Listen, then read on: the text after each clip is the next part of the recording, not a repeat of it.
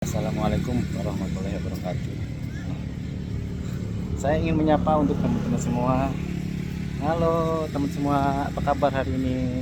Semoga teman-teman semua selalu dalam lindungan Allah Subhanahu wa taala dan selalu sehat walafiat. Pagi ini saya jalan-jalan pagi bersama istri tercinta, berusaha untuk supaya badan ini tetap bugar. Ada teman bertanya, kok namanya kontraktor tanpa riba? Ini nama kontraktor tanpa riba timbul dari pergumulan hati. Untuk dunia usaha pasti yang namanya ada yang memakai modal. Modal itu untuk menyuntik dana membiayai sesuatu usaha karena kekurangan modal sehingga membutuhkan yang namanya suntikan modal. Dengan suntikan modal itu akhirnya timbullah yang namanya sesuatu manfaat yang ditimbulkan dari utang piutang, dan itu yang namanya riba.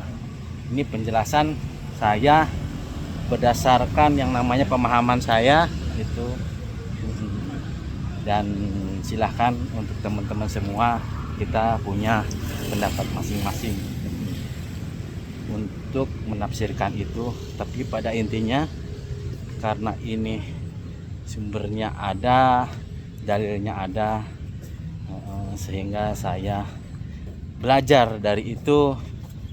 Kenapa saya berhenti dari riba? Yang menjadi pertanyaan, apakah saya tadinya adalah pelaku riba? Ya, saya katakan saya dulu adalah pelaku riba. Nah, pada suatu hari saya lagi ngobrol sama teman-teman di satu komplek, dan ada teman baik yang menasihati saya. Disitulah saya berpikir, tapi pada waktu itu hati saya agak sedikit menolak karena pandangan saya pada waktu itu adalah dunia. Dunia, ingin menjadi orang kaya, ingin menjadi orang sukses, sehingga dibutuhkanlah yang namanya usaha yang banyak. Tapi karena modalnya kurang, akhirnya kita menambah permodalan dari sektor lain.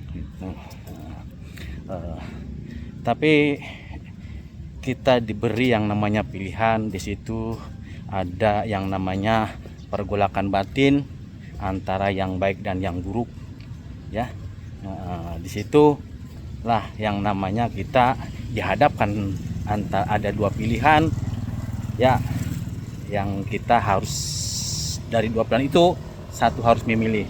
Dan saya waktu itu berpikir, iya, tapi bagaimana caranya saya berhenti dari riba? Gitu. Terus saya merenung, dan pada akhirnya saya menemukan jalan dari masalah itu, yaitu berhenti dari riba. Saya berdiskusi sama istri, kuncinya adalah kebutuhan. Kebutuhan yang kita harus keluarkan tiap hari untuk biaya anak, makan, kebutuhan lainnya.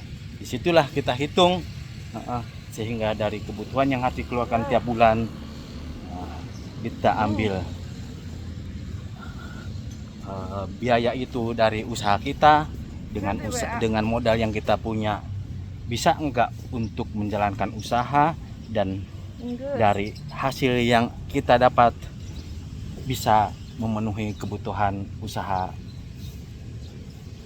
memenuhi kebutuhan kehidupan, beban sehari-hari.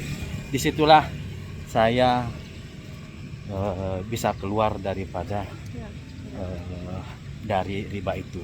Yang kedua, dan ternyata setelah saya pelajari riba itu, kalau kita mengaku sebagai mukmin, di situ Allah bertanya, jikalau engkau mengaku sebagai seorang mukmin, maka berhentilah riba. Tapi Allah juga di situ memberikan ancaman, silahkan Anda melakukan riba, tapi Allah itu menyatakan bagi orang-orang pelaku riba, Allah sendiri yang menyatakan bersama Rasul berperang terhadap pelaku-pelaku riba.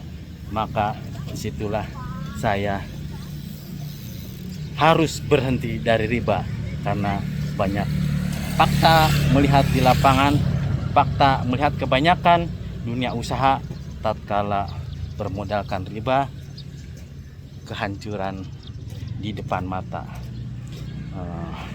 Itu saja yang kata-kata yang bisa saya sampaikan dari apa yang saya buat dari channel Kontraktor Tanpa Riba.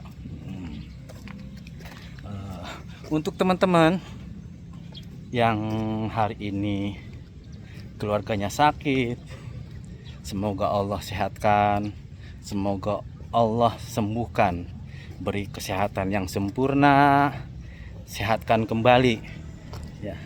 Dan bagi teman-teman semua yang dalam keadaan hari ini ekonominya lagi lemah, ekonominya lagi berkurang, semoga Allah berikan kemudahan, kelancaran usahanya, dan harus banyak bersabar, terutama karena kondisi negara kita lagi seperti ini.